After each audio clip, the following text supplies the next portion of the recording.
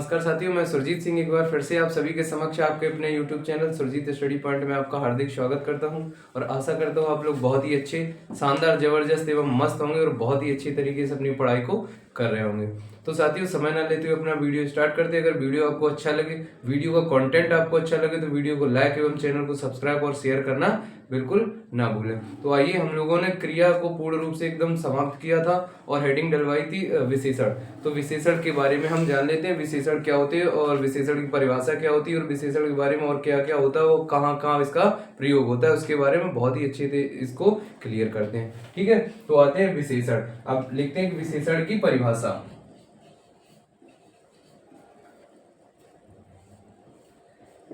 परिभाषा क्या होती है कि वे शब्द जो विशेष, अब विशेष कौन कौन से होते हैं? विशेष होते हैं जैसे कि संज्ञा और सर्वनाम, संज्ञा और सर्वनाम। ठीक, यानी कि इनकी क्या करता है, इनकी क्या करता है कि विशेषता बताते हैं, विशेषता बताते हैं। तो सर्वनाम यानी कि जो अगर पूछा जाए कि विशेषण क्या है, तो विशेषण क्या होते हैं कि वे शब्द जो संज्ञा और सर्वनाम की विशेषता बतलाए उन्हें क्या कहते हैं? उन्हें विशेषण कहते हैं, उन्हें विशेषण कहते हैं। और एक चीज इंपॉर्टेंट मार्क कर रहे हैं ना, पिछले वाले जो एसआई का पेपर हुआ था उसमें पूछा गया था कि विशेषण का अन्य नाम क्या होता है, विशेषण का अन्य नाम क्या होता है। तो देखो, विशेषण का अन्य नाम जो होता है वो होता है विशेषक। इसका अन्य नाम जो होता है वो विशेषक भी होता है। अब देख लो इसके उदाहरण, और एक पॉइंट करके और लिख लो, नोट बना के एक और लिख लो तो एकदम क्लियर हो जाएगा कि जिन संज्ञा या सर्वनाम शब्दों के बारे में बात की जाती है उन्हें क्या कहते हैं? उन्हें विशेष कहते हैं। क्योंकि यहाँ पे डाउट होता है ना कि विशेष कहते किन्हें। ठीक, तो विशेष किन्हें कहते हैं कि जिन संज्ञा या सर्वनाम शब्दों के बारे में बात की जाती है उन्हें क्या कहते हैं? उन्हें विशेष कहते हैं। ठीक, अब एग्जांपल से इसे समझ लेंगे। तो देखो, इसका उदाहरण देखते हैं। उदाहरण लिखते हैं, जैसे लिखा है कि सुंदर बच्चा। तो देखो, बच्चा क्या है? बच्चा है संज्ञा, और संज्ञा में भी क्या बताया था हमने कि जातिवाचक संज्ञा। जब संज्ञा हमने पढ़ाई थी वहां पे क्या बताया था, ये कौन सी होती? जातिवाचक संज्ञा। क्योंकि बच्चे के समान और भी बच्चे होते हैं। अगर नाम किसी में आता है ना, विशेष नाम आता है, तो वो नाम किस में आता है? तो वो व्यक्तिवाचक में आता है, क्योंकि वो दुनिया में एक विशेष होता है, क्योंकि उसके गुण जो होते हैं ना वो विशेष होते हैं। इसलिए तो हमेशा याद रखना, अब बच्चा क्या हुआ? बच्चा संज्ञा हुआ, और कैसी संज्ञा है ये? जातिवाचक संज्ञा। और इसे क्या बोलते हैं हम? विशेष। तो ये पद क्या हुआ? ये हो गया विशेष, ये पद हो गया विशेष। और सुंदर क्या है? ये विशेषण।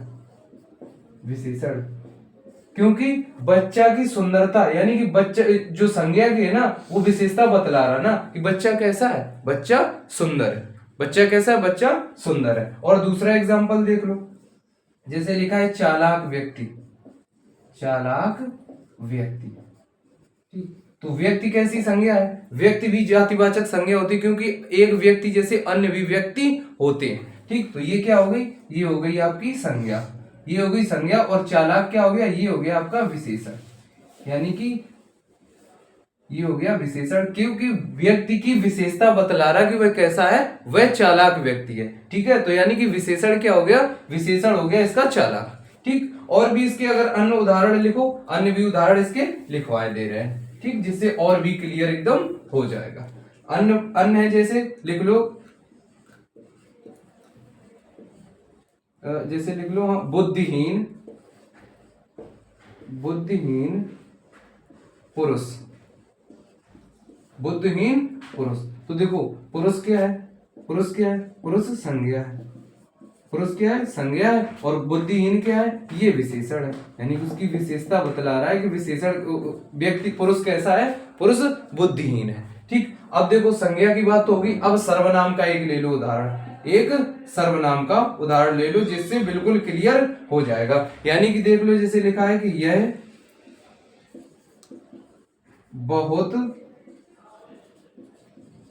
अच्छा, जहां पे लिखा यह बहुत अच्छा है, तो यह क्या है, यह क्या है, यह है सर्वनाम। यह क्या है, यह सर्वनाम है। और जब सर्वनाम पढ़ाए थे उसमें बताया भी था, यह क्या है, यह सर्वनाम। और बहुत जो, और अच्छा क्या है, अच्छा क्या है, अच्छा है विशेषण, क्योंकि वह यानी कौन, वह यानी कोई दूसरा, ठीक है, यानी कि कोई दूसरा किसी की जिसकी विशेषता बतला रहा वह है यहाँ पे यह। ठीक, और जो बहुत लगा भी, ये पूछ सकते भैया ये बहुत क्या है, तो बहुत क्या होता है, बहुत होता है प्रविशेषण, प्रविशेषण। और इसे ही क्या कहते हैं, इसे ही प्रतिविशेषण भी कहते हैं, प्रविशेषण या प्रतिविशेषण भी इसे कहते हैं। तो देखो अब बात आई है प्रविशेषण की, तो इसके बारे में भी जान लेते हैं कि प्रविशेषण क्या होता है। ठीक है, प्रविशेषण क्या होता है, तो एक छोटी सी हेडिंग लिखते हैं, प्रविशेषण।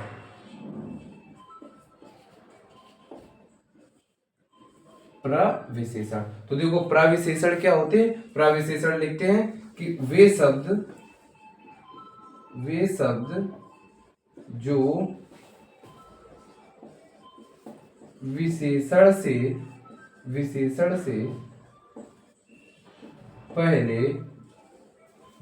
से पहले विशेषण पर जोर डालते हैं,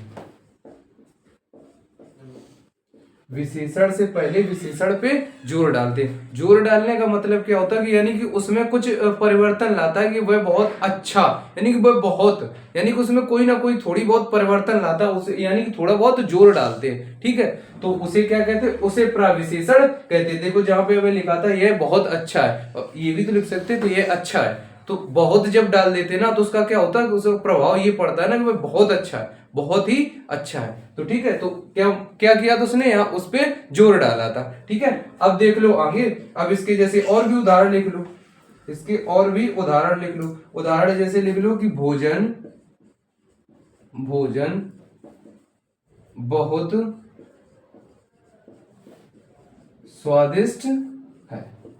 अगर ये लिखा भोजन बहुत स्वादिष्ट है, तो देख लो भोजन क्या है, भोजन क्या है, भोजन है आपका विशेष, भोजन क्या है, विशेष, क्योंकि, और स्वादिष्ट क्या है, स्वादिष्ट है विशेषण, स्वादिष्ट क्या है, विशेषण, क्योंकि भोजन की विशेषता बतला रहा है ना कि भोजन कैसा है, भोजन स्वादिष्ट है। ठीक, और बहुत क्या है इसमें, बहुत क्या है, बहुत है इसमें प्रविशेषण, प्रविशेषण।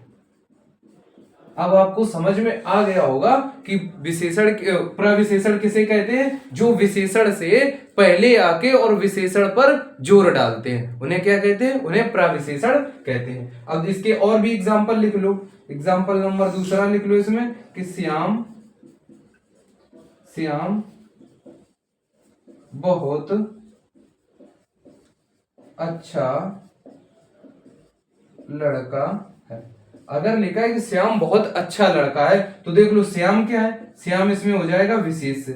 ठीक, श्याम इसमें क्या हो जाएगा, विशेष, और अच्छा क्या हो जाएगा, अच्छा उसका क्या है, उसकी क्या है, विशेषता है ना, तो ये क्या हो जाएगा, ये हो जाएगा विशेषण, ये क्या हो जाएगा, ये हो जाएगा विशेषण, ये क्या हो जाएगा, ये हो जाएगा विशेषण।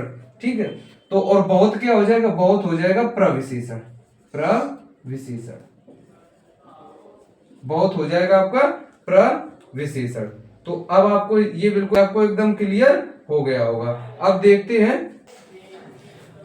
हैं आगे विशेषण के भेद। अब देखते हैं आगे विशेषण के भेद, विशेषण के भेद। हेडिंग डालते हैं विशेषण के भेद। तो देखो विशेषण के कितने भाग भेद होते हैं, वो होते हैं दो भेद। विशेषण के दो, यानी कि दो प्रकार लिख लो, क्योंकि उसमें भी अन्य भेद होंगे उनके प्रकार में। यानी कि इसके कितने प्रकार होते हैं, इसके दो प्रकार होते हैं, ये लिख लो यहाँ पे, उसके दो प्रकार होते हैं।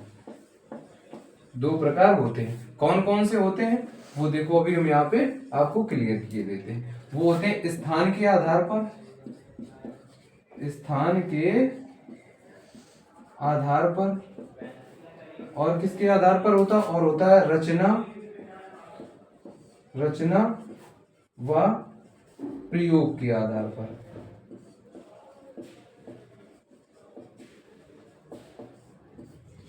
स्थान के आधार पर और रचना व प्रयोग के आधार पर। देखो स्थान के आधार पर अगर पूछा जाए तो स्थान के आधार पर दो प्रकार के होते हैं। स्थान के आधार पर दो प्रकार के होते हैं। वो कौन कौन से होते हैं? वो होते हैं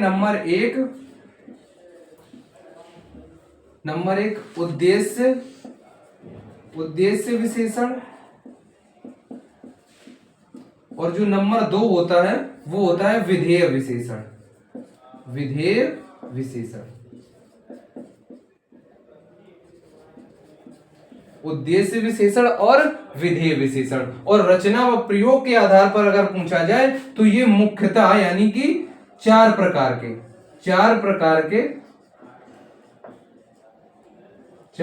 के होते हैं।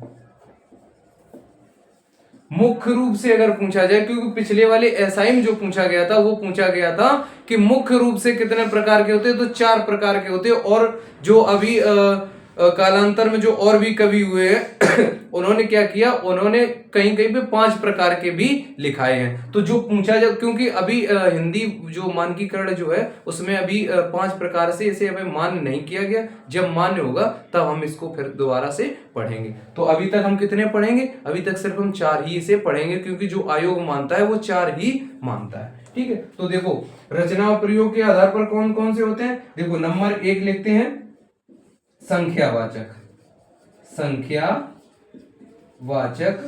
सर्वनाम, एक संख्यावाचक विशेषण। ठीक है, संख्यावाचक विशेषण। अब देखो संख्यावाचक में कौन कौन से आ सकते हैं, संख्यावाचक में कौन कौन से आ सकते हैं, यानी कि जो संख्या का बोध कराती। अब संख्या निश्चित भी हो सकती है और अनिश्चित भी हो सकती है। सीधी सी बात है, संख्या कैसी हो सकती है? निश्चित भी हो सकती है और अनिश्चित भी हो सकती है। ठीक, और नंबर दूसरा आता है, नंबर दूसरा क्या आता है? वो आता है परिमाणवाचक, परिमाणवाचक।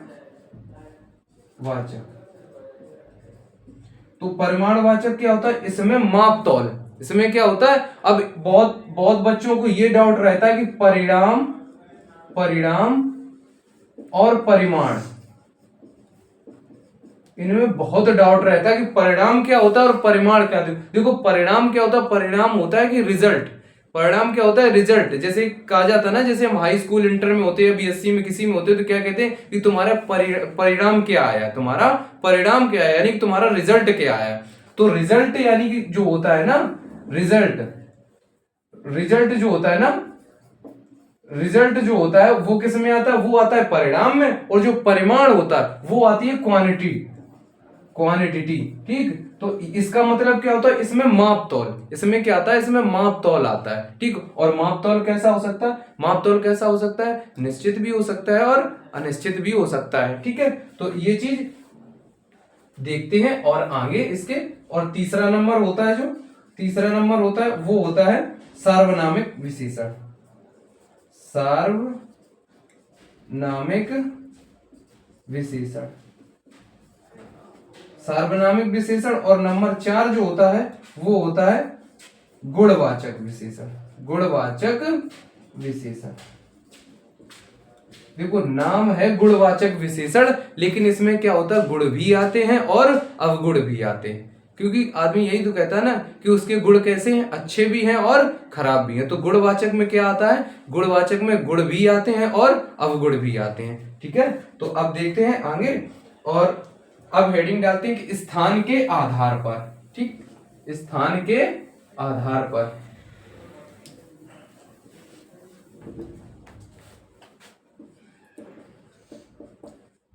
स्थान के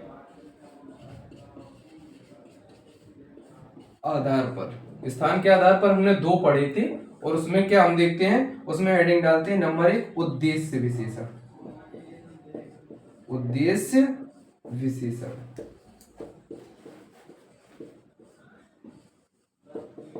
देखो उद्देश्य विशेषण परिभाषा पहले एक एग्जांपल देते हैं और उससे फिर परिभाषा का निर्माण आप लोग स्वयं ही कर सकते हैं। तो देखो उदाहरण है जैसे लिखा है लाल तरबूज, लाल तरबूज, ठीक है।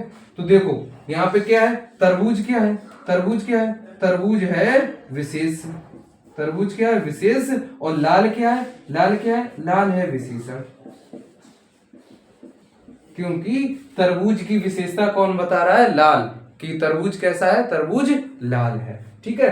तो अब यहां से समझ में आ रहा होगा आप लोगों को कि यानी कि विशेष जो होता है ना, विशेषण, यानी कि विशेष के पहले किसका आना होता है, विशेषण का। अब इसकी परिभाषा बहुत ही अच्छे से लिख सकते हैं, ठीक। अब इसकी परिभाषा बहुत अच्छे से लिख सकते हैं, यानी कि लिखेंगे कि यदि वाक्य में विशेषण विशेष से पहले आ जाए, जहां पे क्या होगा, विशेषण विशेष से पहले आ जाए, तो वहां पे क्या होगा, वहां पे उद्देश्य विशेषण होगा, वहां पे क्या होगा, वहां पे उद्देश्य विशेषण होगा। तो अब देख लो कैसे होगा, वो चीज देख लो। यहां पे क्या लिखा था, लाल तरबूज, अब जैसे लिख लो, जैसे सुहावना, जैसे लिख लो सुहावना मौसम, सुहावना मौसम लिख लिया। तो देखो मौसम, मौसम क्या हो जाएगा, मौसम हो जाएगा विशेष, मौसम क्या हो जाएगा, मौसम हो जाएगा विशेष, और सुहावना क्या हो जाएगा, ये हो जाएगा विशेषण, क्योंकि मौसम की विशेषता कौन बता रहा है, वो बता रहा है सुहावना, कि मौसम कैसा है, मौसम सुहावना है, ठीक है। अब देखते हैं आगे, और इसके भी अगर एग्जाम्पल और एक दो लिखो, उससे बिल्कुल भी क्लियर हो जाएंगे। जैसे कि लिख लो यहाँ पे मीठा, यानी कि लिख लो गाय, गाय मीठा दूध देती है, जैसे पूरा वाक्य लिखा है कि गाय मीठा दूध देती है। तो देखो यहाँ पे क्या होगा, दूध क्या होगा, दूध क्या होगा, दूध होगा विशेष, दूध क्या होगा विशेष, और मीठा क्या होगा, मीठा होगा विशेषण। अब आप लोग ये भी कह सकते हो भैया जब गाय दिया था तो गाय भी तो विशेषण कर सकते थे, लेकिन मीठा भैया ये बता दो कि मीठी गाय हो सकती है, नहीं हो सकती ना। तो यानी कि विशेषता जिसकी बताई जाए ना उसे हम बोलते हैं विशेषण। तो यहाँ पे विशेषता कौन बता रहा है, वहां पे बता रहा है कि मीठा, ठीक है। दूध की विशेषता कौन बता रहा है, वो बता रहा है मीठा, इसलिए विशेषण क्या हो जाएगा, विशेषण हो जाएगा मीठा, ठीक है। और भी आगे एक और लिख लो, एक और एग्जांपल लिख लो, एक एग्जांपल लिख लो कि यह बहुत मीठा आम है, मीठा आम है। सेम यही है कंडीशन, यहाँ पे क्या होगा, मीठा क्या होगा, मीठा हो जाएगा यहाँ पे विशेषण, और आम क्या हो जाएगा, आम हो जाएगा विशेष, आम हो जाएगा विशेष। और बहुत क्या होगा, वो अभी बताया था, बहुत हो जाएगा यहाँ पे क्या, प्रविशेषण, प्रविशेषण, जिससे हमें लेना देना नहीं, हम पढ़ रहे क्या, उद्देश्य विशेषण। इसमें किसकी आवश्यकता होती है, विशेषण और विशेष की, यानी कि विशेष से पहले क्या आएगा, विशेषण आएगा, बस सिर्फ हमें ये पता होना चाहिए, ठीक है, ये पता होना चाहिए। अब हेडिंग डालते हैं, नेक्स्ट हेडिंग विधेय विशेषण, विधेय विशेषण।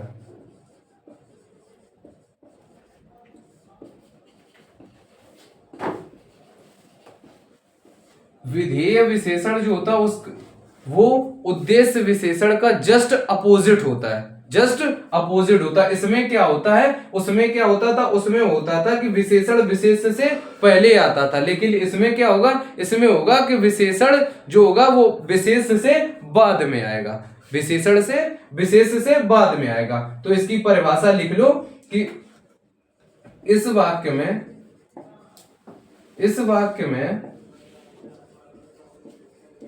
विशेषण